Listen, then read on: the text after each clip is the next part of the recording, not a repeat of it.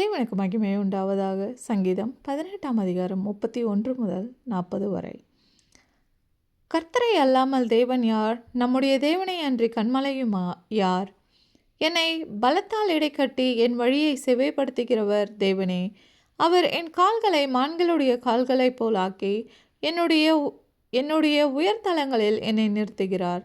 வெண்கல வில்லும் என் புயங்களால் வளையும்படி என் கைகளை யுத்தத்திற்கு பழக்குவிக்கிறார்.